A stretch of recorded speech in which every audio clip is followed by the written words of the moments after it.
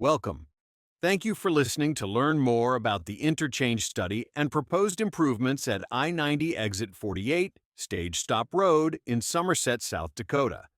This presentation is given by Felsberg, Holt, and Ullevig, the consultants hired by the South Dakota Department of Transportation to help complete the Exit 48 interchange modification study. Steve Graham is the SDDOT project manager.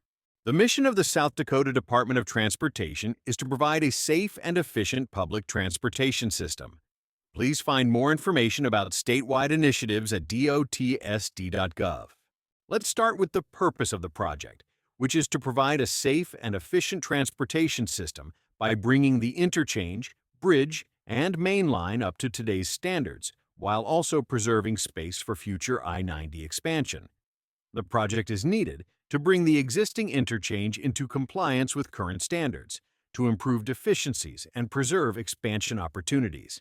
In short, the interchange has safety and capacity challenges today, and if we do nothing, those challenges will only get worse as traffic continues to grow. Updating this interchange now will ensure it continues to safely serve the community and regional travel for decades to come. We're here to involve the public in the planning and design process, to share the results of the study, which includes the most technically feasible alternative for the interchange, and to gather feedback from the community and answer questions about the project. Our study area covers I-90 between Exit 46 at Elk Creek Road and Exit 52 at Peaceful Pines Road, including the Exit 48 interchange at Stage Stop Road. For context, Exit 46 design is nearly completed, I-90 improvements are being coordinated, and construction for Exit 46 is planned for 2026 to 2027. This study ensures that Exit 48 fits within that bigger picture.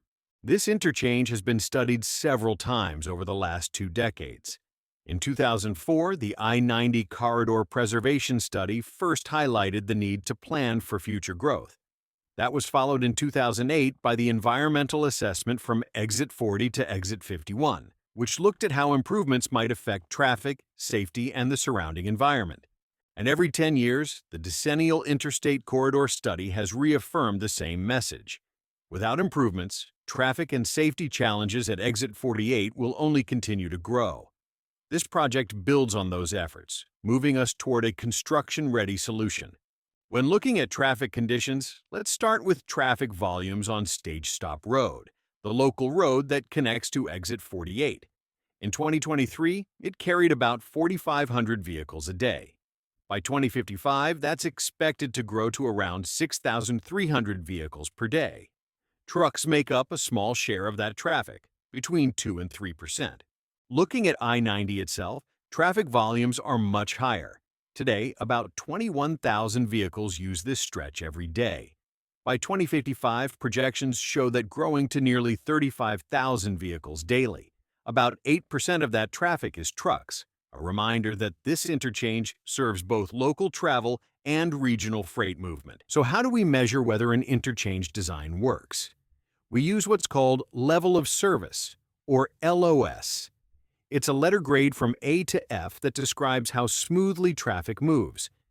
A means free-flowing conditions, while AF means heavy congestion and long delays. For this study, we've set level of service C as the minimum acceptable condition. That way, we can compare options and see which ones perform best in terms of delay and overall flow. Here's a look at how the interchanges are operating today compared to what we expect in the future. Right now, all 3 interchanges are generally functioning at acceptable levels. Exit 46 and Exit 48 both operate at level of service C or better, which is considered acceptable. Exit 52 performs well overall, though one location already shows some strain at level E. And along I-90 itself, traffic is still flowing well, with operations at level of service A or B. But if we look ahead to 2055, the picture changes.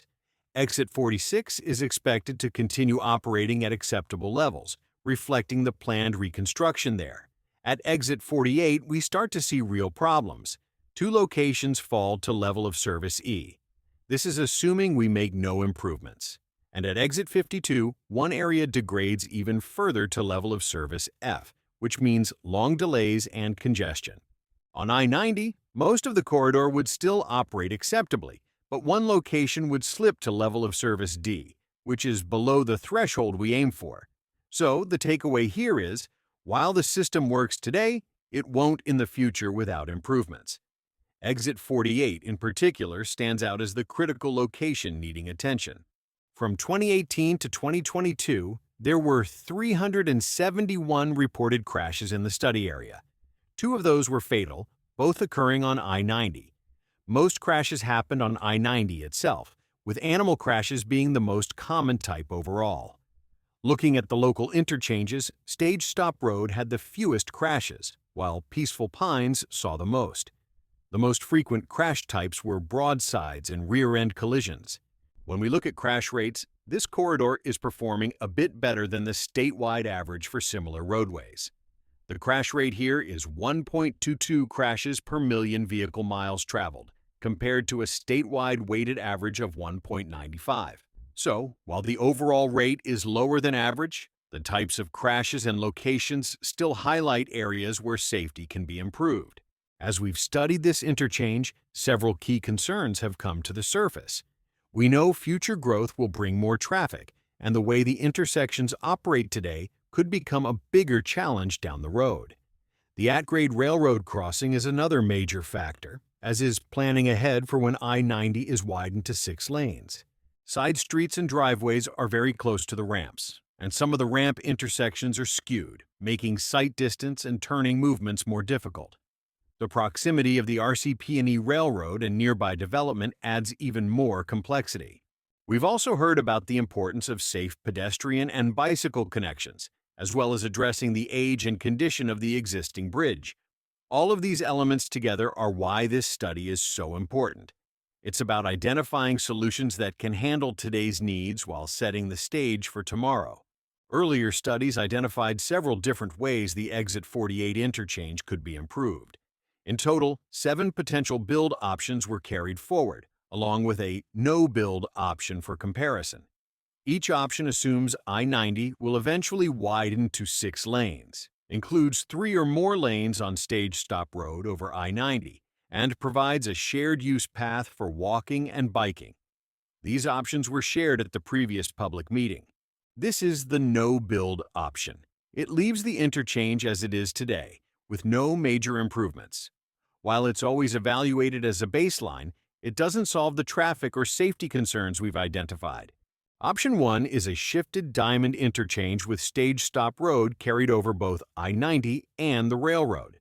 This option improves traffic flow and eliminates the at-grade railroad crossing. Option 2 is a standard diamond interchange with Stage Stop Road going over I-90 but keeping the railroad crossing at grade. This is simpler to construct but still leaves the railroad conflict in place.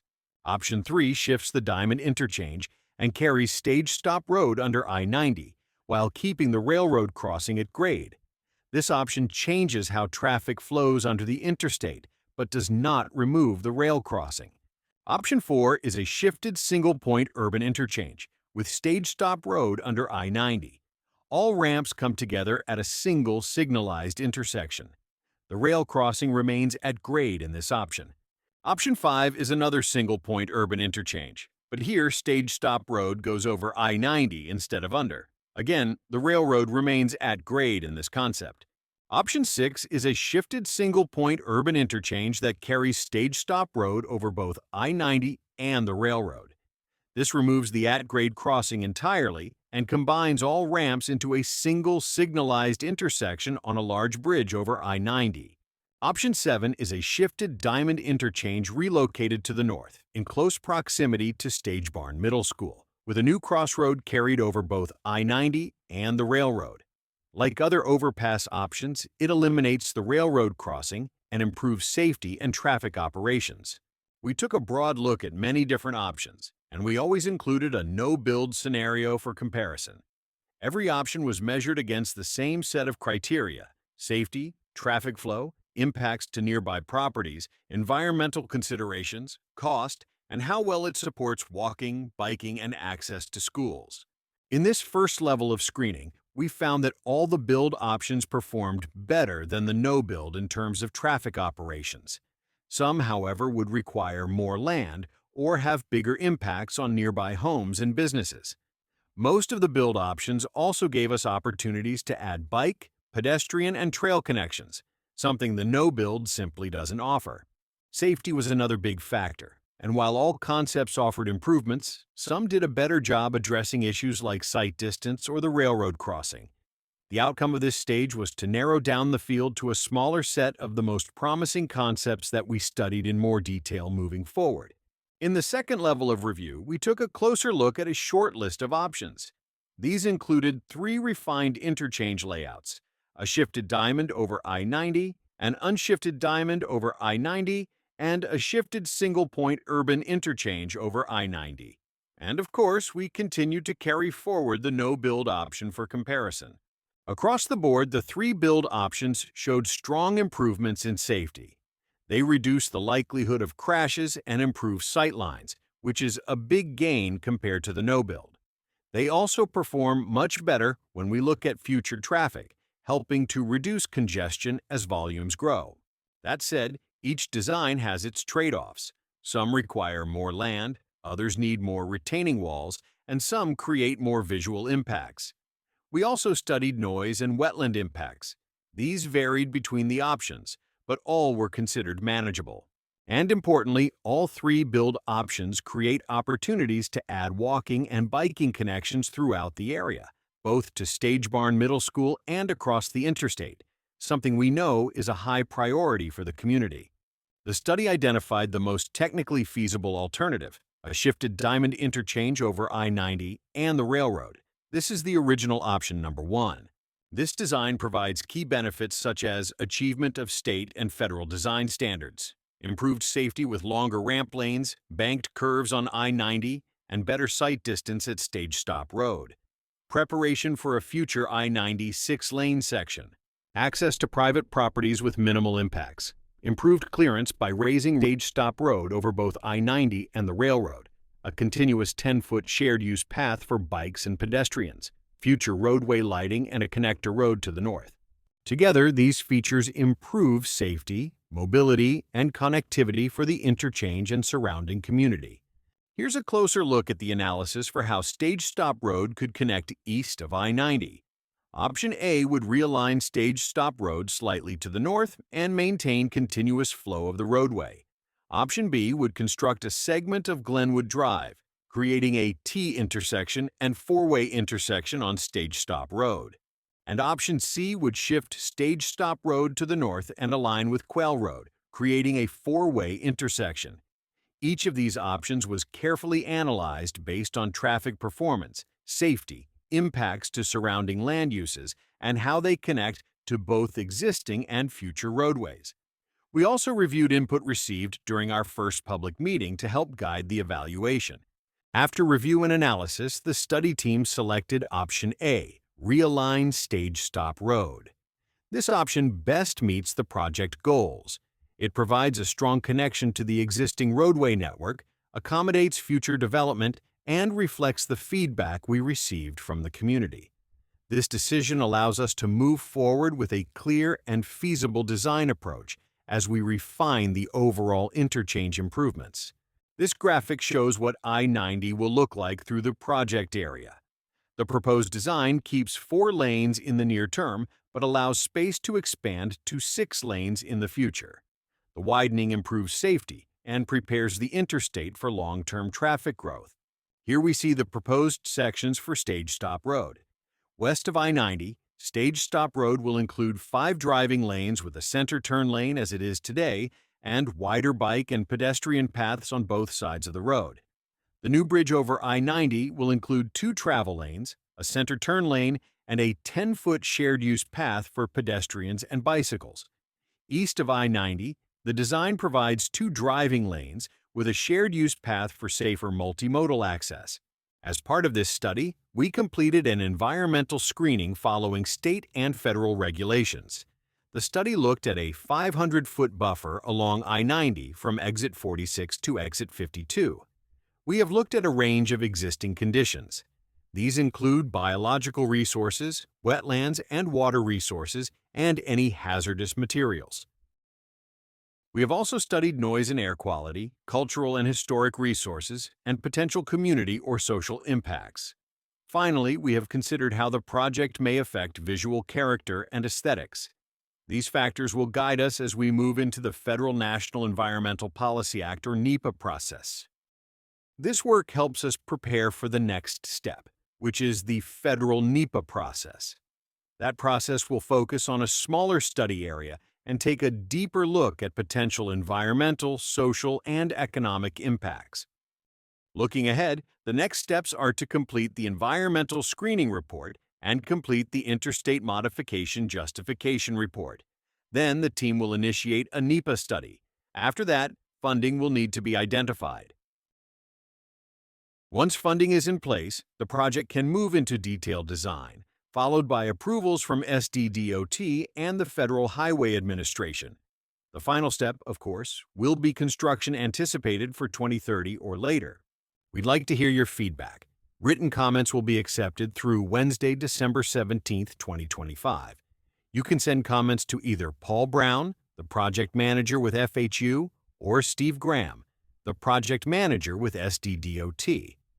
More details, including the full study information, are also available on the project website or by scanning the QR code shown here.